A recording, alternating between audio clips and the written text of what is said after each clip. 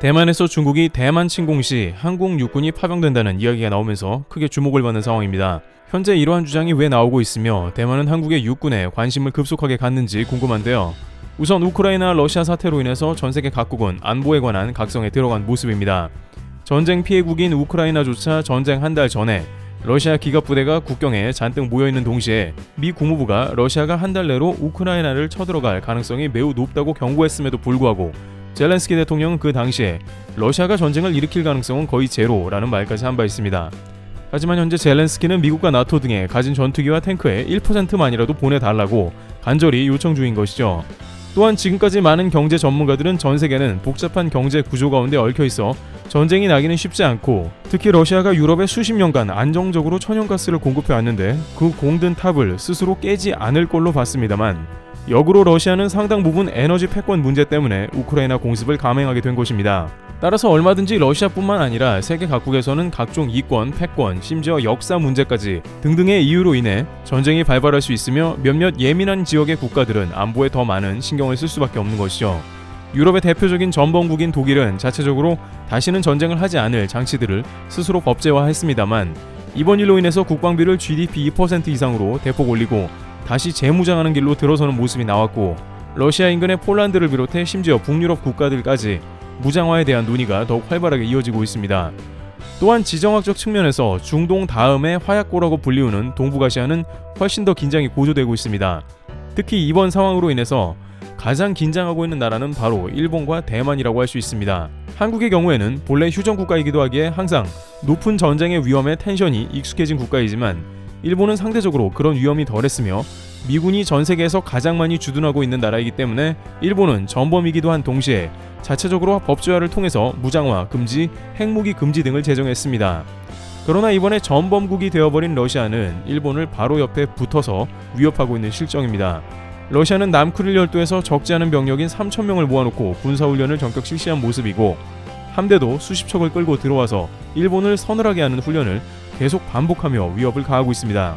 따라서 일본 정치권뿐만 아니라 일본 국민들의 걱정이 매우 급격하게 가중되는 모습이 나오고 있는데 아베 총리를 위시한 극우 정치인들은 이를 일시에 해소하기 위해 미국의 핵무기 도입을 추진 중입니다. 이러다가 러시아나 중국의 선제 공격을 당하기 전에 애초에 핵 전략 자산을 일본에 들여놔야 한다는 것입니다. 이는 일본의 기존 핵무기 금지 원칙을 뒤집는 것으로 논란이 되나 그만큼 위험한 상황이라는 것입니다. 게다가 러시아뿐만 아니라 더욱 우려되는 것은 바로 중국 행보인데 중국과는 센카쿠 문제가 있습니다. 일본에서 봤을 때 러시아는 쿠릴 열도를 반납해야 하는 입장이라면 중국은 센카쿠를 돌려받아야 하는 입장입니다. 따라서 러시아보다 중국이 일본 영토를 공격할 가능성이 매우 큰 것이 사실이며 이번 러시아 침공으로 인해서 중국 역시 힘으로 밀어붙여 센카쿠 정도는 단숨에 수복하는 게 가능하다고 판단할 수 있다는 것입니다. 이는 중국의 판단만은 아니고 미국 군사 싱크탱크조차 해군력에서 일본이 중국에 크게 열세로 보인다면서 자체적인 시뮬레이션 결과 중국 해군이 속도전으로 나오면 미국조차 제대로 대응할 수 없다는 결론이 나온 상황입니다. 따라서 일본 방위성은 이미 40년간 지켜온 방위비 1% 룰을 깨고 올해는 약 60조 원의 국방비를 실현하려 합니다. 한편 동북아시아에서 가장 이번 전쟁으로 심각해진 국가는 다름 아닌 대만이라고 할 수 있습니다. 특히 러시아 정보기관 FSB에서 유출된 정보에 따르면 중국에서는 대만 침공을 올해 실행하려고 했으며 공산당 24 전당대회 전후 및 시진핑 국가주석 사면임을 앞두고 대만에 무력을 행사할 예정이었습니다. 안 그래도 대만은 이번 러시아 전쟁을 보면서 중국도 곧 우크라이나 꼴이 난다는 우려를 하고 있던 차였습니다. 그런데 러시아와 중국 간에 사전에 우크라이나 침공과 대만 침공 정보 시기를 주고받은 기밀이 유출되면서 이제 대만은 실제적으로 자신들이 어떻게 동북아에서 전략을 펼쳐나가야 하는지 고민하기 시작한 것입니다. 당장 대만 여론은 우선 군 복무기간을 늘리는 데 찬성하고 국민의 70%는 참전하겠다고 밝힌 상황입니다. 즉 자주 국방의 목소리가 어느 때보다 강하게 나오는데 이는 미국의 태도와도 관련이 있다고 전해집니다. 대만에서는 과연 미국이 지켜주겠는가 하는 의견이 나오면서 미국도 믿을 수 없다는 의견이 주를 이룬 것이죠. 물론 미국이 이번 러시아 전쟁에 직접 개입하기에는 3차 대전의 위험이 있기에 쉽지 않은 결정입니다. 실제 군사 전문가들은 미군이 전장에 투입이 되면 압도적인 전투기 부대와 함대 등이 러시아 병력을 일주일이면 95% 이상 소탕하고 러시아는 치명상을 입어 사실상 전쟁이 끝난다고 전망하고 있습니다. 그러나 푸틴은 상황이 이렇게 변하면 반드시 러시아의 핵무기를 동원할 것이 자명해 보입니다. 따라서 미군은 무기만 공급하며 상황을 지켜보고 있는데 다행히도 러시아가 생각보다 매우 약하다 보니까 굳이 미국이 나서지 않고 무기 공급과 경제적 지원만 해도 충분하다고 판단한 것으로 보입니다. 하지만 이를 지켜본 대만 입장에서는 만약 중국이 대만을 건드리면 훨씬 더 위험해질 가능성이 높다고 판단합니다. 미국과 상호 방위 조약이 과거에는 있었으나 중국과 수교하며 이를 폐기한 상태입니다. 바이든 대통령은 중국이 대만을 치면 미국이 방어하겠다며 말은 했습니다만 이것은 말뿐이지 효력은 없습니다. 또한 바이든 대통령이 차기 대선에서 그대로 집권을 이어나갈지 트럼프가 당선될지는 모르는 일입니다. 놀랍게도 미 공화당에서는 약 47% 정도가 차기 대선에 트럼프를 압도적 1위 후보로 지지하고 있으며 여기에 바이든은 현재 미국 내 지지율이 40% 이하로 매우 떨어져 있는 상황으로 판단됩니다. 또한 트럼프의 경우에는 대만에 무기 파는 것은 관심이 있지만 전쟁 자체에는 매우 회의적인 인물입니다. 트럼프 스스로 전쟁을 안 하겠다고 말하고 다녔으니 과연 대만전 발발 시 미국이 적극 나서겠냐는 의문이 드는 것이죠. 따라서 현재 대만 방송에서는 이와 관련해서 각종 시나리오를 제시하고 있는 모습이 등장하는데요. 이 가운데 뜻밖의 한국에 대한 의견이 나오면서 대만은 한국을 대만전에 전격 포함하고 있습니다. 그런데 그 이유가 한국으로서는 다소 납득하기 매우 어려운 이유를 들고 있다는 의견이 나오고 있습니다. 우선 대만에서는 전쟁이 발발하면 가장 이상적 형태의 주변국 참전을 가정하고 있는 상황입니다. 대만의 한 방송은 우선 미국에서의 중국의 미사일 포격을 비롯 상륙작전이 곧바로 이뤄질 것을 예상하므로 미국은 보병보다는 압도적인 공군 전략을 괌 기지에서 즉시 대만에 보내줄 것이 바람직하다고 판단합니다.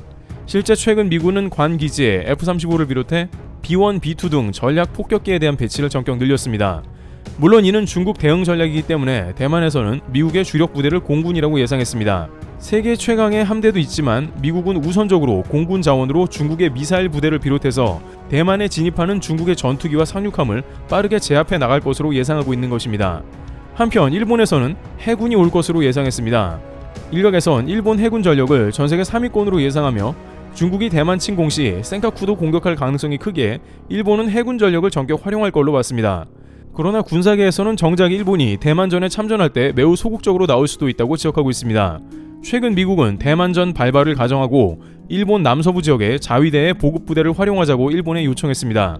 중국 침공 시에 보급부대가 다방면에서 필요한데 일본이 이를 보충해달라는 요청이었습니다.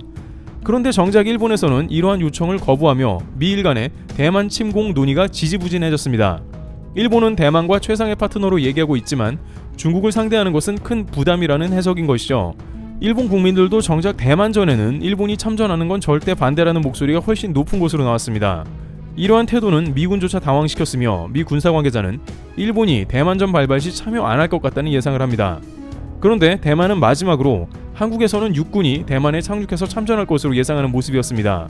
대만에서는 한국의 기갑부대를 비롯해 K9 자주포는 전 세계에서 최고 수준이라고 치켜세운 모습이었고 중국이 상륙할 때 한국 보병과 기갑부대들이 중국을 효율적으로 물리칠 수 있을 것으로 내다봤습니다. 그런데 대만에서 왜 이런 주장을 하는지 궁금한데 이는 최근에 일본 주장과도 궤를 같이 하고 있습니다.